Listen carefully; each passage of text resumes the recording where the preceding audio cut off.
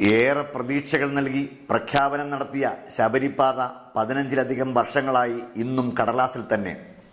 1997-98 550 കോടി രൂപ മുതൽ മുടക്കി 117 കിലോമീറ്റർ ദൂരം അങ്കമാലിയിൽ നിന്നും ശബരിമലയിലേക്ക് പാത നിർമ്മിക്കാനായിരുന്നു തീരുമാനം. ഏരിയൽ സർവേകളും റൂട്ട് മാപ്പുകളുമൊക്കെ പലതിറങ്ങി. എന്നാൽ കോട്ടയം ജില്ലയിൽ മീനച്ചി താലൂക്കിൽ ജനങ്ങളുടെ ശക്തമായ എതിർപ്പിനെ തുടർന്ന് സർവേ വഴിമുട്ടി. വലിയ കയറ്റിറങ്ങളുള്ള മലയോര മേഖലകളിലൂടെ പാത അപ്രായോഗികമെന്ന് ഒരു പക്ഷം പറയുമ്പോൾ, ജനസാന്ദ്രത കൂടിയതും ധാരാളം കൃഷിയിടങ്ങളും വീടുകളും നഷ്ടപ്പെടുത്തി പാത വേണമെന്ന് ചിന്തിക്കണമെന്ന് വേറൊരു പക്ഷവും. 172 ദിവസമായിട്ട് ദീപ്തി ആക്ഷൻ കൗൺസിലിൻ്റെ ആഭിമുഖ്യത്തിൽ ഇവിടെ സായാഹ്ന റിലേ സത്യാഗ്രഹം നടക്കുകയാണ്. ശബരി റെയിൽ പാതയുടെ പുതിയ അലൈൻമെൻറ്റ് വേഴയങ്ങാനം, ദീപ്തി, ചാത്തൻകുളം അലൈൻമെൻറ്റ് പിൻവലിക്കുക എന്നാണ് ഞങ്ങളുടെ ഏറ്റവും പ്രധാനമായ ആവശ്യം. കഴിഞ്ഞ 6 മാസക്കാലമായിട്ട് ഞങ്ങളിവിടെ സ്ഥിരമായി ഇവിടെ സമരം നടത്തുകയാണ്. സാധാരണക്കാരെ ബാധിക്കുന്ന, ഇടത്തരം കൃഷിക്കാരെ ബാധിക്കുന്ന ഒരു ജനവിരുദ്ധ അലൈൻമെൻറ്റാണിത്. ഇത്തരം വിവാദങ്ങൾ നിലനിൽക്കെ ഗൂഗിൾ സർവേകളും അല്ലാതെയുമായി നടത്തി 6 റൂട്ട് മാപ്പുകളും പുറത്തിറങ്ങി. എന്നാൽ ഈ പ്രദേശങ്ങളിലെങ്ങും ജനങ്ങളുടെ എതിർപ്പിനെ തുടർന്ന് ഫീൽഡ് സർവേകൾ പൂർത്തിയാക്കാൻ കഴിഞ്ഞില്ല. നിരവധി പഞ്ചായത്തുകൾ പുതിയ പാതയ്ക്കെതിരെ പ്രമേയങ്ങളും പാസാക്കി. ആവശ്യമില്ലാത്തൊരു അലൈൻമെൻറ്റാണ് ഇതിനെ പ്രഖ്യാപിച്ചിരിക്കുന്നത്. പഞ്ചായത്തിനും ജനങ്ങൾക്കും വേണ്ടാത്ത അലൈൻമെൻറ്റ് ജനങ്ങളുടെ മേൽ അടിച്ചേൽപ്പിക്കുന്ന ഒരു നയമാണ് ഇത് കണ്ടുവരുന്നത്.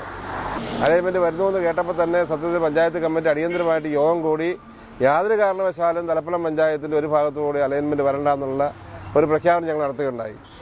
വികസനത്തിന് ഞങ്ങളെതിരായിട്ടല്ല, വികസനത്തിന് ഒരിക്കലും ഞങ്ങളെതിരല്ല. പക്ഷേ ജനങ്ങൾക്ക് വേണ്ടാത്ത അലൈൻമെൻറ്റ്, പ്രത്യേകിച്ച് നിർമ്മൽ പുരസ്കാരം ലഭിച്ച പഞ്ചായത്തുണ്ട്. എന്നാൽ ഈ വർഷം മെയ് മാസത്തിൽ മുഖ്യമന്ത്രിയുടെ അധ്യക്ഷതയിൽ ഉന്നത ജനപ്രതിനിധികളുടെ യോഗത്തിൽ വെച്ച് അവസാനത്തെ റൂട്ട് മാപ്പിന് അംഗീകാരം നൽകി. ഇതോടെ മേലമ്പാറയിൽ കഴിഞ്ഞ 6 മാസമായി നടന്ന സമരവും ശക്തമാക്കി. ഞങ്ങൾക്ക് വേണ്ടേ പുതിയ അലൈൻമെന്റ്, ഞങ്ങൾക്ക് വേണ്ടേ, ആർക്ക് വേണ്ടി, ആർക്ക് വേണ്ടി, എന്നും മാറ്റം മതി അലൈൻമെന്റുകൾ.